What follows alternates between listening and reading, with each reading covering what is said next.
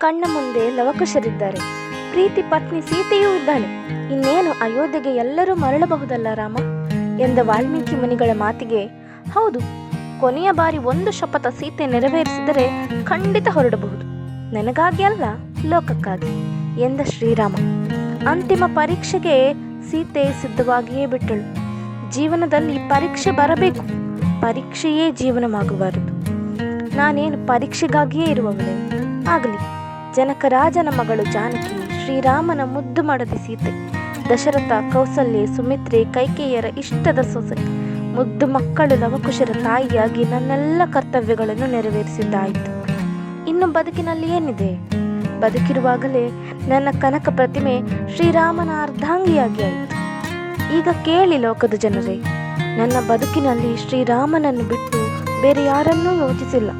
ಜೀವಿತದ ಅಷ್ಟೂ ಕಾಲ ಶ್ರೀರಾಮನ ಸೀತೆಯಾಗಿಯೇ ಬದುಕಿದ್ದೆ. ಇದು ಸತ್ಯವಾದರೆ ಈಗಲೇ ಭೂದೇವಿ ಬಾಯಿ ಬಿಟ್ಟು ನನ್ನನ್ನು ಸ್ವೀಕರಿಸಲಿ ಎಂದಳು ಸೀತೆ. ಅವಳ ಮಾತು ಸತ್ಯ ಎಂದು ನಿರೂಪಿತವಾಯಿತು. ಭೂಮಿ ತಾಯಿ ಬಾಯಿ ತೆರೆದು ತನ್ನ ಮಗಳನ್ನು ಕಾಯುತ್ತಿದ್ದಾಳೆ. ಅವಳನ್ನು ಸೇರುವ ಮೊದಲು ತನ್ನ ಮಕ್ಕಳನ್ನು ಶ್ರೀರಾಮನಿಗೊಪ್ಪಿಸಿ ಭೂಮಿದೇವಿಯ ಮಡಿಲು ಸೇರಿಕೊಂಡಳು.